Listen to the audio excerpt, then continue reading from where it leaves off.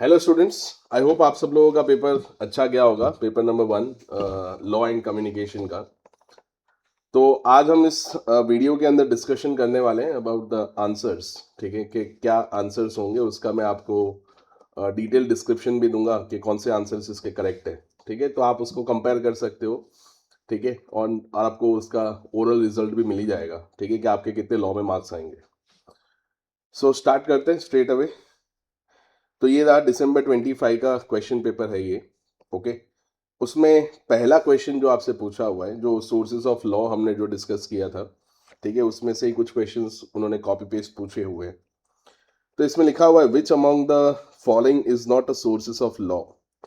तो अगर हम बात करें सोर्सेज ऑफ लॉ, तो जो पहला चैप्टर है आपके सिलेबस के अंदर जो उन्होंने कवर किया है, तो उसमें हमने डिस्कस किया था कि कस्टम्स होते हैं, देन प्रेसिडेंट्स होते हैं, ओके, देन कुछ प्रैक्टिसेस होती है, ओके, एंड लास्ट में आपको दिया हुआ है ओपिनियन ऑफ लॉयर। ठीक है, तो ओपिनियन ऑफ लॉयर्स जो होता है उसको हम लोग सोर्सेस ऑफ लॉ में नहीं ले सकते हैं। ठीक है, तो उन्होंने पूछा भी आपसे यही है कि following is not sources of law. तो इसका आंसर क्या होगा दोस्तों? तो इसका आंसर होगा ओपिनियन ऑफ लॉयर्स। इसका क्या होगा? आंसर होगा, क्योंकि लॉयर का ओपिनियन मैटर नहीं करता है लॉ बनाने के लिए। ओके, उसके बाद दोस्तों सेकेंड एमसीक्यू में आ जाइए। इन इंडियन पार्लियामेंट, ये आपको डिटेल में हमारा डिस्कशन हुआ था कि मैंने आपको बताया था कि दो हाउसेस ऑफ पार्लियामेंट होते हैं, एक होता है लोकसभा, एक होता है राज्यसभा, जिसको हम हाउस ऑफ पीपल भी बोलते हैं, एक होता है हाउस ऑफ स्टेट। ठीक है, जो फर्स्ट लेक्चर में हमने डिस्कस किया था वही उन्होंने आपको एमसीक्यू में पूछा है। तो उसमें लिखा है house of the people is called, मतलब जो हाउस ऑफ पीपल जो होते हैं उनको क्या कहा जाता है और उसको कौन सा सदन बुलाया जाता है। ठीक है, उसमें बहुत सारा डिस्कशन हुआ था कि लोकसभा में कितने सेशंस होते हैं, 3 सेशंस होते हैं, एटसेट्रा एटसेट्रा। ओके, तो इसमें लिखा हुआ है काउंसिल्स ऑफ मिनिस्टर, पहला ऑप्शन है। ठीक है, ये तो नहीं होगा। उन्होंने पूछा आपको हाउस ऑफ पीपल है, तो ऑब्वियस है हाउस ऑफ पीपल मतलब उसको हिंदी में लोकसभा बोलते हैं। तो ये तो बहुत सिंपल उन्होंने एमसीक्यू पूछ लिया। तो इसका आंसर दोस्तों क्या होगा? तो वो होगा लोकसभा। ठीक है, एक और होता है सदन जिसको हम लोग राज्यसभा बुलाते हैं, बट वो हाउस ऑफ स्टेट होता है। आपको हमने डिटेल में डिस्कशन हुआ था कि जनरल लोकसभा के अंदर जो मेंबर ऑफ पार्लियामेंट होते हैं वो इलेक्ट होके आते हैं, राज्यसभा में जो मेंबर ऑफ पार्लियामेंट होते हैं वो नॉमिनेट होके आते हैं। फिर टर्म भी आपको बताया था कि टर्म 5 साल का रहता है एमपी का, और राज्यसभा के एमपी का 6 साल का टर्म रहता है। ओके, फिर आ जाइए नंबर 3 के अंदर, the subjects on which law can be made by both central and state. तो ये आपको कॉन्करेंट लिस्ट करके एक लिस्ट समझाई थी आपको, एक आर्टिकल मैंने समझाया था। आर्टिकल नंबर कौन सा था? तो वो था आर्टिकल नंबर 246। ठीक है, it is nothing but the distribution of powers between the central government and the state government. So they have mentioned the list called union list and the state list. List number 1 belongs to the union government. List number 2 belongs to the state government, and list number 3 belongs to the concurrent list. ठीक है, तो यहाँ पे लिखा है both central and क्या state is called, क्या आएगा? तो इसको हम लोग बुलाते हैं कॉन्करेंट लिस्ट। एक शेड्यूल भी आपको बताया था, आपको याद होगा शेड्यूल नंबर कौन सा था? 7। ठीक है, तो बहुत इजी एमसीक्यू पूछे जो हमने पहले डिस्कस किए थे। ये भी हमने काफी डिटेल में बात किया था कि दोस्तों अगर कोई मिनिस्टर कोई बिल लेके आता है, जैसे मैंने हमने फाइनेंस बजट की बात की थी, और जो लोकसभा के जो सत्र होते हैं जिसको हम लोग सेशंस बुलाते हैं, ठीक है, तो वो सेशंस की अगर हम बात करें तो 3 सेशंस होते हैं। एक होता है जिसको हम लोग बजट सेशन बोलते हैं, जो सबसे बड़ा सेशन होता है। फिर होता है जिसको हम लोग बुलाते हैं मॉनसून सेशन, फिर होता है विंटर सेशन। ठीक है, तो ये 3 सेशंस होते हैं। उसमें जो सबसे बड़ा सेशन होता है वो बजट सेशन होता है, जो फरवरी से स्टार्ट होता है। तो मैंने आपको पहला ही बोला था कि बजट सेशन का जो फर्स्ट डे होता है, फर्स्ट डे, ठीक है, बजट सेशन का जो फर्स्ट डे होता है मतलब फर्स्ट फैब जो होता है, उस दिन फाइनेंस बजट लाया जाता है। और फाइनेंस बजट लाता कौन है? तो फाइनेंस मिनिस्टर लाएंगे। जैसे रेलवे का बजट लाना है दोस्तों, तो रेलवे बजट कौन लाएगा? तो वो रेलवे मिनिस्टर लाएंगे। तो मतलब the minister in charge of the government क्या लेके आएंगे? बिल लेके आएंगे। बट अगर मान लो कि कोई मेंबर ऑफ पार्लियामेंट है, उसको, वो मिनिस्टर नहीं है पर उसको फिर भी बिल लाना है, तो वो लोग ला सकते हैं, कोई प्रॉब्लम नहीं है। ठीक है, तो इसमें लिखा है bill introduce by any member of parliament. Any member लिखा है, मतलब मिनिस्टर नहीं लिखा है, एनी मेंबर लिखा है of the parliament is called. तो उसको हम लोग क्या बुलाएंगे? तो उसको हम लोग बुलाएंगे प्राइवेट मेंबर बिल बुलाएंगे। मिनिस्टर जो लेके आता है उसको हम लोग क्या बुलाएंगे, वो गवर्नमेंट बिल बोलेंगे, क्योंकि वो किसी मिनिस्टर ने लाया है तो गवर्नमेंट की प्रोसेस से लाया होगा। ठीक है, तो जैसे गवर्नमेंट बिल क्या होता है कि फाइनेंस मिनिस्टर ने पास किया, तो ऑब्वियस है कि पहले प्राइम मिनिस्टर ऑफिस से और बाकी से कंसल्टेशन किया होगा। तो इसका आंसर क्या होगा दोस्तों, ये आपका हो जाएगा प्राइवेट मेंबर बिल। ओके, उसके बाद आ जाता है दोस्तों एमसीक्यू नंबर 5, वेरी इंपॉर्टेंट। ठीक है, अच्छा एमसीक्यू इंस्टीट्यूट ने पूछा है। हम लोगों ने ये डिस्कशन किया था, एक बताया था आर्टिकल नंबर 32 एंड एक बताया था आपको article number 226। It is a writ petition to the court. Generally क्या होता है दोस्तों कि अगर आपको जस्टिस चाहिए तो जस्टिस लेने के लिए आपको कोर्ट के पास जाना होता है, बट कुछ एक्सेप्शनल सिनारियो है जिसके अंदर कोर्ट जो है वो जो प्रॉब्लम होती है उसके पास जाता है। जैसे जनरली क्या होता है कि अगर वायलेशन ऑफ फंडामेंटल राइट्स होते हैं, मतलब जो नैतिक जो मूल्य हम बोलते हैं उनसे अगर किसी को वंचित रखा गया है या तो फिर किसी को दूर रखा गया है, तो फिर उसके लिए एक आर्टिकल होता है। सुप्रीम कोर्ट के लिए 32 नंबर का आर्टिकल है, और हाई कोर्ट के लिए जो आर्टिकल उन्होंने बोला है वो है आर्टिकल नंबर 226। तो अगर आपको अपने फंडामेंटल राइट से दूर रखा जाता है तो हाई कोर्ट के पास ये राइट है कि वो रिट पिटिशन कर सकता है। तो सुप्रीम कोर्ट के लिए 32 नंबर है, हाई कोर्ट के लिए 226 नंबर है। तो उन्होंने आपसे पूछा क्या है, तो उन्होंने पूछा है आपसे हाई कोर्ट वाला। तो इसका होगा आंसर क्या, 226, मतलब इसका आंसर होगा आर्टिकल नंबर 226। ठीक है, उसके बाद नंबर 6 पे चले जाते हैं। When both the parties do not have a equal rights and liabilities in a contract, it is called dash which contract। तो बायलेटरल तो बच्चों दोनों तरफा होता है, दो तरफ से होता है, उसको हम लोग बायलेटरल बोलते हैं। एक दे रखा है आपको क्या, तो वो दे रखा है यूनिलेटरल। यूनिलेटरल का मतलब क्या होता है, वो एक तरफा होता है। तो हम इसका आंसर क्या करेंगे, तो ये होगा आपका एक तरफा हो जाएगा। ठीक है, क्योंकि दोनों के पास equal rights and equal liabilities नहीं है, इसलिए। ओके, तो इसका आंसर क्या होगा। अभी MCQ number 7, a job notification by company is. So ये जनरली ये ऑफर का एमसीक्यू उन्होंने आपको पूछा है। जैसा हम लोगों ने डिस्कस किया था another chapter, types of offer काफ़ी सारी होती है। लाइक एक होता है स्पेसिफिक ऑफर, ओपन ऑफर होता है, देन क्रॉस ऑफर होता है, काउंटर ऑफर होता है, इनविटेशन ऑफ ऑफर भी होता है। इनविटेशन ऑफ ऑफर मतलब कोई भी पर्सन उसको क्या कर सकता है, एक्सेप्ट कर सकता है। सो इसमें दिया हुआ है only an information for the job to be done. No, it is not information, it is kind of offer.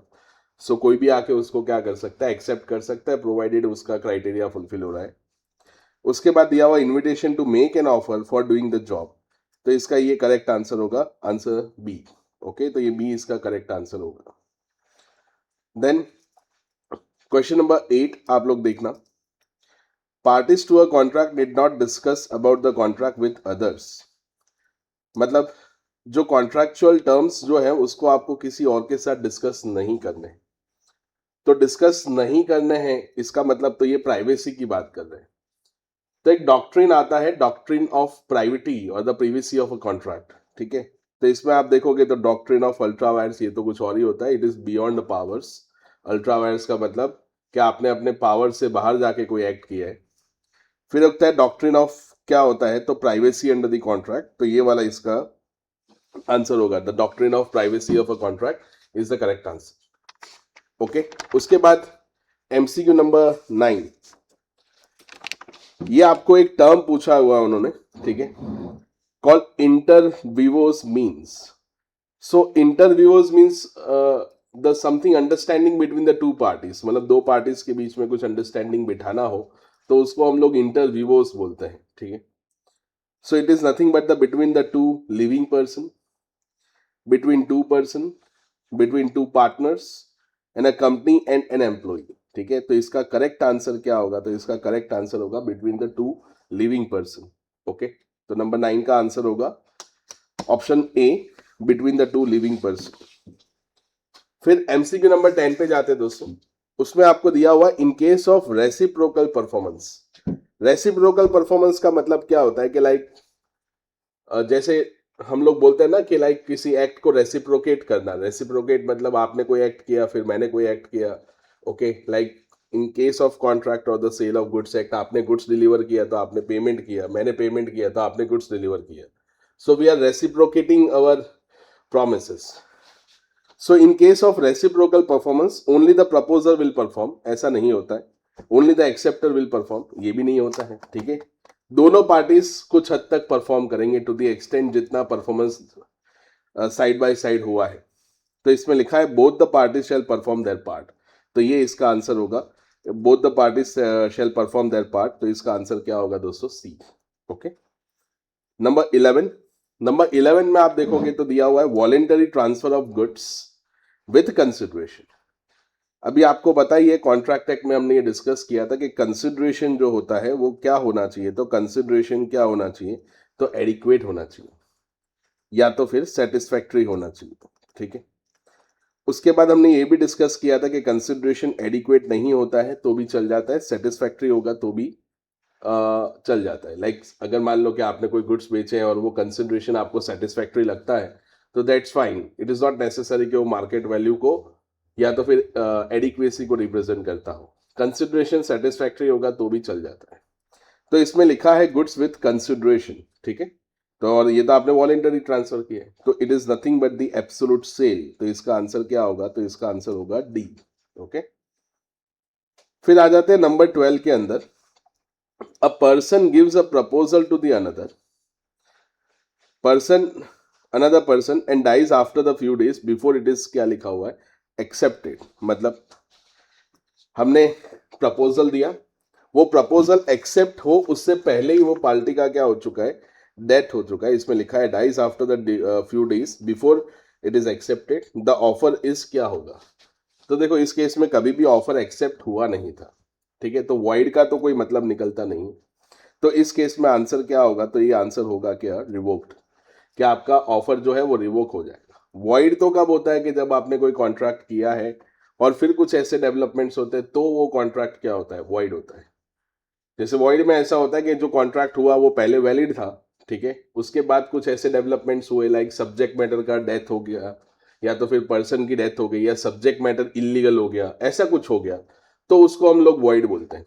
यहाँ पे तो कॉन्ट्रैक्ट हुआ ही नहीं था तो वॉइड का तो कोई सवाल ही नहीं उठता है, तो इसका आंसर होगा रिवोक्ड। नंबर 13, इसमें आपको दिया हुआ है mutual discharge of contract can not be, मतलब mutual discharge of contract can not be by, मतलब म्यूचुअल मतलब तो दोनों एंड से जो डिस्चार्ज होता है, ओके, तो दोनों एंड से जो कॉन्ट्रैक्ट डिस्चार्ज होता है वो किससे नहीं हो सकता, तो नोवेशन तो पूरा कॉन्ट्रैक्ट नया ही होता है। उसके बाद उसमें लिखा हुआ है परफॉर्मेंस, ऑल्ट्रेशन एंड लास्ट में क्या दिया हुआ है आपको, ब्रीच। तो दोस्तों इसका आंसर क्या होगा, तो इसका आंसर होगा क्या, परफॉर्मेंस। ओके, तो परफॉर्मेंस से ही कॉन्ट्रैक्ट को क्या किया जा सकता है, डिस्चार्ज किया जा सकता है। इन्होंने आपको पूछा क्या है, contract can not be, okay, तो can not be discharge by performance, तो ये तो म्यूचुअल डिस्चार्ज से तो हम लोग परफॉर्म नहीं कर पाएंगे ना, ठीक है, तो mutual discharge of contract can not be by performance, ये इसका आंसर होगा। Okay, novation, alteration and breach पूरा अलग कॉन्सेप्ट होता है इसके अंदर। देन नंबर 14 पे आ जाइए। नंबर 14 में आपको दे रखा है रेक्टिफिकेशन ऑफ अ कॉन्ट्रैक्ट, ठीक है। सो रेक्टिफिकेशन ऑफ कॉन्ट्रैक्ट कैसे कर सकते हो आप, रेक्टिफिकेशन मतलब अगर आपको कॉन्ट्रैक्ट को रेक्टिफाई करना है, ठीक है, मतलब उसके अंदर की कुछ चीजें हैं जिसको आपको करेक्ट करना है, तो is always prospective, no it is not necessary कि it is always prospective, it can be retrospective. Retrospective का मतलब क्या होता है, पहले से, रेट्रोस्पेक्टिव का मतलब होता है पहले से, something which is from starting और from the point where you are looking to have some effects of the retrospective effect. तो इस केस में हम लोग क्या करेंगे, तो इसका आंसर क्या होगा, तो it can be a retrospective. उसके बाद आपको दे रखा है सिलेक्ट द ऑड वन, ठीक है, तो सिलेक्ट द ऑड वन, उसमें आपको दे रखा है mistake, than fraud, miss representation, तो ये सब कुछ था, ये नहीं था। आपको सेक्शंस करवाए थे, सेक्शन नंबर 14 से लेकर 22, ठीक है, कॉन्ट्रैक्ट एक्ट के अंदर, उसके अंदर ये सारी चीजें थी, यही नहीं था, इग्नोरेंस नहीं था, मिस्टेक भी था, फ्रॉड था सेक्शन 17, मिस रिप्रेजेंटेशन था, ओके, ये सब चीजें थी, बट ये इग्नोरेंस कहीं नहीं था, तो इसका आंसर क्या होगा दोस्तों, तो होगा इग्नोरेंस। नंबर 16, नंबर 16 में आप देखो, Ramesh gets an appointment of offer which is require him to accept within 10 days and join within 30 days. He keeps quite the offer is क्या होगा, तो ऑफर रिवोक्ड हो जाएगा। कुछ रिप्लाई नहीं करोगे तो ऑफर अपने आप ही रिवोक हो जाएगा।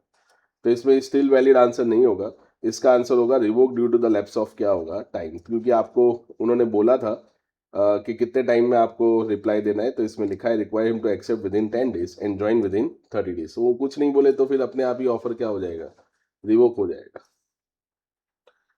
Then number 17, who among the following is competent to contract, मतलब कौन कॉम्पिटेंट है कॉन्ट्रैक्ट करने के लिए। तो हम लोग ने डिस्कशन किया था कॉन्ट्रैक्ट के अंदर called capacity of a contract. Capacity of contract मतलब कौन सी पार्टी है जो कॉन्ट्रैक्ट करने के लिए कैपेबल होती है। तो सबसे पहले तो मेजर होना चाहिए, साउंड माइंडेड होना चाहिए, डिस्क्वालिफाइड फ्रॉम लॉ नहीं होना चाहिए, ठीक है। तो इसमें आप देखोगे तो एलियन एनिमी तो बिल्कुल क्वालिफाइड नहीं होता है। एलियन एनिमी का मतलब ये होता है कि एक ऐसा दुश्मन जिसके साथ या जिसके साथ नहीं पर उसकी कंट्री के साथ हमारी कंट्री का वॉर चल रहा है, उसको हम लोग एलियन एनिमी बोलते हैं। कन्विक्टेड मतलब तो जो किसी केस में दोषी करार दिया गया है, या अनरजिस्टर्ड कंपनी, ये लोग नहीं कर सकते कॉन्ट्रैक्ट, ठीक है। तो कौन कर सकता है, तो तीनों में से कोई भी नहीं कर सकता है। तो इसका आंसर क्या होगा दोस्तों, तो इसका आंसर होगा नन ऑफ द अबव। क्योंकि कंपनी को भी कॉन्ट्रैक्ट करने के लिए दोस्तों, कंपनी को भी कॉन्ट्रैक्ट करने के लिए रजिस्टर्ड होना जरूरी होता है, ठीक है। तो इसका आंसर क्या होगा, नन ऑफ द अबव। उसके बाद आपको दे रखा है acceptance by the best friend of the offeree is, तो आई डोंट थिंक सो कि ये कोई लीगल फ्रेमवर्क में बात कर रहे हैं। Acceptance by the best friend of the offer, ये तो बिल्कुल ही सोशल प्रॉमिस जैसा लग रहा है। तो इसमें लिखा हुआ है not acceptance at all. Then number 19 में आप लोग देखिएगा, which of the following will amount to discharge of contract by operation of law. By operation of law की वो लोग बात कर रहे हैं, मतलब कौन सा ऐसा कॉन्ट्रैक्ट डिस्चार्ज होता है ऑपरेशन ऑफ लॉ के थ्रू, मतलब जैसे एक्ट ऑफ लॉ जैसे होता है। तो परफॉर्मेंस तो एक्ट ऑफ लॉ थोड़ी होता है, वो तो एक्ट ऑफ पार्टी होता है। Alteration is also not the act of law, it is act of party. तो इसका अंदर आंसर क्या होगा, it is nothing but the insolvency, क्योंकि इंसॉल्वेंसी जो होता है वो एक्ट ऑफ लॉ होता है, not the act of party. तो इसका आंसर क्या होगा दोस्तों, इंसॉल्वेंसी। नंबर 20, उसमें आपको दे रखा है any relationship in the nature of contract but not a clear contract is called which contract, मतलब क्या होता है कि कोई ऐसा contract, any relationship in the nature of contract is but not clear, ठीक है। तो क्लियर नहीं है कॉन्ट्रैक्ट, तो इसको आप क्या बुला सकते हो, क्वाजी कॉन्ट्रैक्ट बुला सकते हो। तो इसका आंसर क्या होगा, तो इसका आंसर होगा ए, क्योंकि इसमें कंटिजेंट तो नहीं हो सकता। कंटिजेंट में तो पॉसिबिलिटी होती है कॉन्ट्रैक्ट परफॉर्म करना है या नहीं करना है, इलीगल भी नहीं बोल सकते एंड फॉर्मल भी नहीं बोल सकते हो। तो इसका आंसर क्या होगा, तो वो होगा क्वाजी कॉन्ट्रैक्ट। उसके बाद नेक्स्ट दिया हुआ है प्राइस फिक्स बाय गवर्नमेंट और the regulator, the price fix by the government और the regulator is called which price, तो it is a displayed price, catalogue price और द रीजनेबल प्राइस। तो इसका आंसर होगा क्या, तो इसका आंसर होगा एडमिनिस्ट्रेड प्राइस। एडमिनिस्ट्रेड प्राइस का मतलब क्या होता है कि जो प्राइस गवर्नमेंट रेगुलेट करता है उसको हम लोग एडमिनिस्ट्रेड प्राइस बोलते हैं, ओके। कैटलॉग प्राइस तो हम लोग डिसाइड करेंगे, जो बिजनेसमैन होते हैं वो लोग डिसाइड करते हैं। Number 22, when the goods are not existing with the seller at the time of making the contract, they are called, very simple, it is a nothing but the which contract, मतलब ये कौन से goods होते हैं, future goods होते हैं। In a normal sale by a shop the title of goods to the consumer is evidence by, तो इसमें लिखा हुआ है cash memo, invoice, bill and any of the above. तो इसका answer any of the above होगा। तो आप अपनी ओनरशिप कैसे डॉक्यूमेंट करोगे, तो थ्रू कैश मेमो से भी कर सकते हो, इनवॉइस से भी कर सकते हो, बिल से भी कर सकते हो। तो इसका एनी ऑफ द अबव या ऑल ऑफ द अबव भी आंसर हो सकता है, ठीक है। तो इसका ऑप्शन आपका डी होगा। उसके बाद दोस्तों 24 में आप देखोगे तो उसमें आपको दिया हुआ है an agreement to sale dash is agreement of sale. तो agreement to sale is precedes मतलब जो प्री रिक्वायरमेंट्स होती है, ठीक है। तो प्रीसीड्स टू एग्रीमेंट ऑफ क्या होगा, सेल। तो इसका आंसर क्या होगा, तो इसका आंसर होगा ए। देन ये very simple question, doctrine of caveat emptor means, तो इसमें आपको दिया हुआ लेट द बायर बी, क्या होगा, very simple, let the buyer be क्या होगा, अवेयर। ये एक डॉक्ट्रिन है कि जिसके अंदर बायर को अपनी रैशनैलिटी पे गुड्स बाय करना होता है. Seller is not under default every time, because seller is not bound to tell all the defects exist in the goods. So being as a buyer मुझे रैशनली गुड्स को buy करना पड़ेगा. ठीक है, तो इसका answer let the buyer be aware होगा. Number 26, implied condition means condition as to title, ये भी implied कंडीशन है, तो ये इसका आंसर होगा. कंडीशन एज टू डिस्क्रिप्शन, ये भी इसका आंसर होगा. कंडीशन एज टू सैंपल, ये भी इसका आंसर होगा. मतलब इसमें तो 3 आंसर है, तो इसका आंसर क्या होगा, तो इसका आंसर होगा all of the above. Now दोस्तों आगे बढ़ते हैं. 27, डिलीवरेबल स्टेट मीन्स, मतलब डिलीवरेबल स्टेट का मतलब क्या होता है. मतलब जब goods are ready for delivery होता है एंड द बायर को हमने इन्फॉर्म कर दिया है, बीइंग एज अ सेलर, मतलब मैंने आपको इन्फॉर्म कर दिया है, आप बायर हो और मैंने आपको इन्फॉर्म कर दिया है कि गुड्स जो है वो डिलीवरेबल स्टेट में है. तो इसमें लिखा है deliverable state means actual delivery by the seller, ये नहीं आंसर होगा. Cost of delivery by the seller, ये भी आंसर नहीं होगा. Cost of delivery by the buyer, मतलब ये नहीं होता है. डिलीवरेबल स्टेट मतलब the seller is inform the buyer about the that the goods are in the state of delivery, you can take the delivery of goods at any time. Okay, तो इसका answer क्या होगा, none of the above, क्योंकि correct option आपको दिया हुआ नहीं है. फिर आप 28 में आप देखिएगा, in case of agreement of sale, in case of agreement of sale the goods are, मतलब अग्रीमेंट ऑफ सेल तो बहुत सिंपल इन्होंने पूछ लिया. अग्रीमेंट ऑफ सेल में तो गुड्स का नेचर जो होता है वो एग्जिस्टिंग गुड्स होता है, कंटिंजेंट गुड्स होता है, या फ्यूचर गुड्स होता है. तो इसका आंसर क्या होगा, तो ऑब्वियस है इसका आंसर क्या होगा, तो इसका आंसर होगा फ्यूचर गुड्स. ठीक है, तो फ्यूचर गुड्स इसका आंसर होगा, तो इसको आप लोग मार्क कर लीजिएगा. नंबर 29 में उन्होंने दिया है that an agreement to sale becomes an agreement of sale. An agreement to sale becomes an agreement of क्या होगा, सेल बाय. तो इंटरेस्टिंग एमसीक्यू उन्होंने पूछा है. तो performance of the seller, performance of a buyer, respective performance of both buyer and seller. So अभी तो agreement to sale है, becomes an agreement of sale. तो एग्रीमेंट टू सेल जो होगा, ठीक है, वो तो आपका फ्यूचर की बात कर रहा है ना, फ्यूचर गुड्स की बात कर रहा है. तो वो एग्रीमेंट ऑफ सेल तो कब बनेगा, जब वो गुड्स बन के रेडी हो जाएंगे. तो इसके अंदर तो हम लोग फ्यूचर एक्शंस की बात कर रहे हैं, और यहाँ पे तो डायरेक्ट वो परफॉर्मेंस की बात कर रहे हैं. तो इसमें से कोई आंसर नहीं होगा. इसका आंसर होगा कौन सा, D, called none of the above. ठीक है, नाउ ये डिफिकल्ट एमसीक्यू है, ध्यान रखना. Right to resale with hold and lien is available. Okay, right to resale and with hold and क्या लिखा हुआ है, लियन इज अवेलेबल. किसको अवेलेबल होता है, तो आपको पता होगा कि हमने सेल ऑफ गुड्स एक्ट में ये डिस्कशन किया था कि एक ऐसा व्यक्ति होता है जो जिसने गुड्स बेच तो दिया है पर उसको अभी तक पेमेंट नहीं मिला उसका, जिसको हम लोग अनपेड सेलर बोलते हैं. ठीक है, तो अनपेड सेलर के पास राइट रहता है कि वो गुड्स का लियन कर सकता है, पर लियन जो है वो पोजेशनरी राइट होता है, ओनरशिप राइट नहीं होता है. तो आप गुड्स को लियन करते हो तो गुड्स को आप सिर्फ पजेस कर रहे हो, ओन नहीं कर रहे हो. तो मैंने आपको उस टाइम पे भी बोला था कि अगर आप गुड्स को पजेस कर रहे हो तो इस केस में अगर आप गुड्स को रीसेल कर रहे हो तो आपको सामने वाले पार्टी को, जो डिफॉल्टेड बायर है, उसको आपको क्या देना होता है, नोटिस. ठीक है, तो इसका आंसर क्या होगा, तो इसका आंसर होगा अनपेड सेलर. फिर दिया हुआ है 31, in course of negotiation a bill goes from one person to the another, they are called as, very simple, it is nothing but the क्या होगा, the holders. okay, the holder of the instrument जो हम बोलते हैं, the holder of the instrument holding the instrument in the due course. okay, in case of a check the drawer is क्या होगा, very important, the drawer मतलब जैसे क्या होगा कि जो ड्रॉवर होगा, जैसे मैं चेक प्रिपेयर कर रहा हूँ तो जो ड्रॉवर होगा जिसने चेक बनाया है तो वो तो ऑब्वियस है ना, वो उसका क्या होगा, तो वो उसका अकाउंट होल्डर होगा. तो इसका आंसर क्या होगा, तो इसका आंसर होगा क्या, account holder. Number 33, which of the following parties can be a पेई ऑल्सो. मतलब इसमें से कौन सा पार्टी जो है वो पेई भी हो सकता है. ठीक है, तो इसमें दिया हुआ है drawer, drawee, debtor and none of the above. तो इसका आंसर क्या होगा, तो वो होगा ड्रॉवर.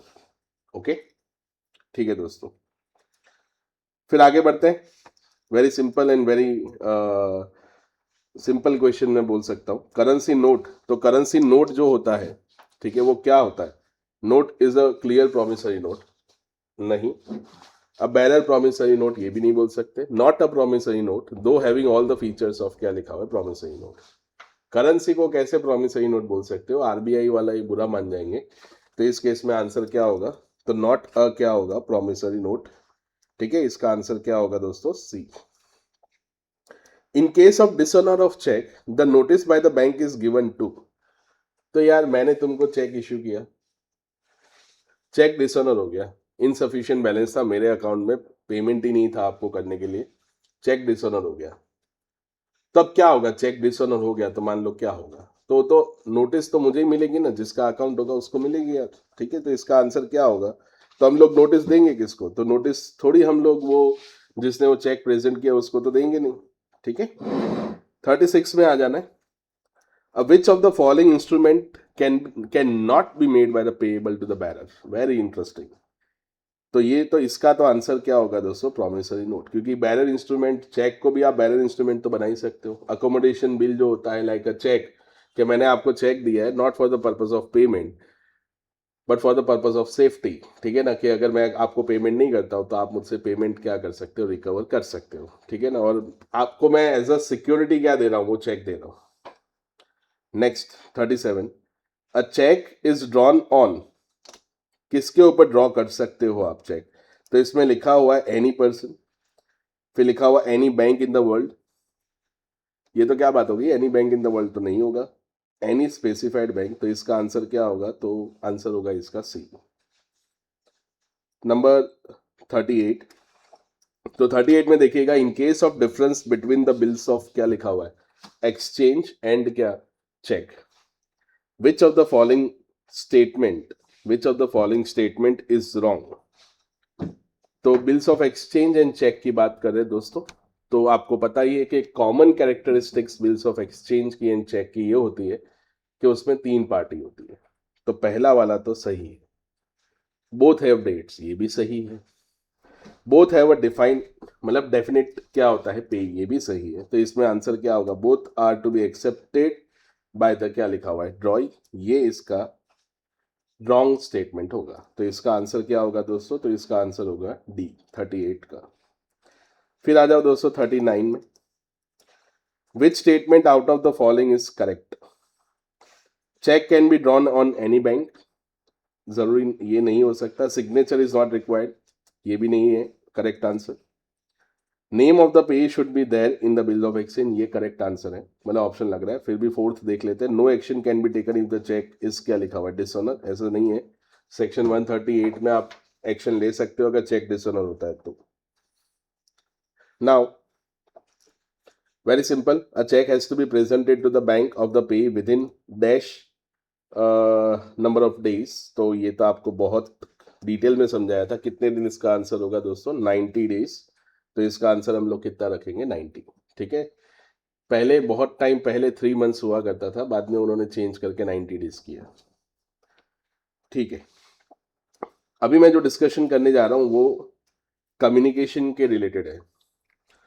अभी कम्युनिकेशन जो है वो मेरा कोर सब्जेक्ट नहीं है, ओके, बट मैंने कुछ मेरे एंड से कुछ रिसर्च करके कुछ आंसर्स मैंने ढूंढे और मैं ट्राई करूंगा कि मैं आपको बेस्ट ऑफ द वे में समझा सकूं। बाकी मेरा सब्जेक्ट जो है वो लॉ है, बट स्टिल कम्युनिकेशन के कुछ एमसीक्यूज हैं, तो इट इज़ माय ड्यूटी कि मैं आपको इसके भी आंसर्स बता दूं। ठीक है, मैंने कोई चैट जीपीटी या एआई किया हुआ नहीं है। ठीक है, मुझे जहाँ से जो सोर्स मिला और मैंने उसको समझा, फिर उसको अंदर मुझे लगा कि इसका ये आंसर होगा, तो ही मैं आपको ये समझा रहा हूँ। ठीक है, तो इसमें लिखा हुआ है इनफॉर्मल कम्युनिकेशन विथ, क्या लिखा हुआ है? कलीग्स, कलीग्स लिखा है। इज कॉल्ड, कलीग्स के साथ इनफॉर्मल कम्युनिकेशन करते हैं तो उसको गॉसिप्स नहीं बोलते। गॉसिप्स उसको बोलते हैं जो फ्रेंड के साथ करते हैं या फिर रिलेटिव के साथ या कजिन्स के साथ होता है। तो इसके लिए एक वर्ड जो है वो इसमें लिखा हुआ है, कॉल्ड क्या होता है? तो इसका नाम है क्या?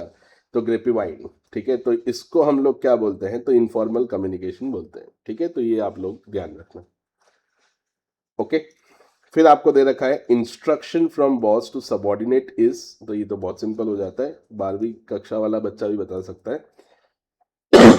इसका आंसर क्या होगा? Downward, sorry.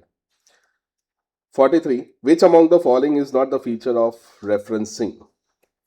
तो रेफरेंसिंग में क्या होता है कि लाइक ठीक है, जैसे मान लो कि रेफरेंसिंग मतलब जो हम लोग कोई रेफरेंस, जैसे जनरली रेफरेंस बुक भी बोलते हैं हम लोग, तो कोई रेफरेंस देना, ठीक है। तो जब मैं कोई नया मतलब मैं आपको कुछ पढ़ा रहा हूँ, ठीक है, तो ये जो जैसे मैं कम्युनिकेशन आपको बता रहा हूँ, तो मैंने कुछ रेफर करके फिर आपको बता रहा हूँ ना, ठीक है। तो रेफरेंसिंग का मतलब ही क्या होता है कि मेरे पास कोई सोर्स होता है जिसके थ्रू मैं आपको रेफरेंसिंग दे रहा हूँ। तो इसमें कौन सा ऐसा एमसीक्यू है, मतलब कौन सा ऑप्शन ऐसा है जो रेफरेंसिंग को लेकर नहीं है? तो इसमें लिखा हुआ है, आप देखो, original idea of the author. तो मुझे तो यही आंसर लग रहा है, पहला वाला ही। अंडरस्टैंडिंग ऑफ टॉपिक, तो ये तो अंडरस्टैंडिंग ऑफ टॉपिक मतलब मैं किसी को रेफर कर रहा हूं तो ही मैं समझ पाऊंगा, तो ये ऑप्शन नहीं होगा, ये भी ऑप्शन नहीं होगा, ये भी ऑप्शन नहीं होगा। तो इसका आंसर क्या होगा? तो इसका आंसर होगा ए।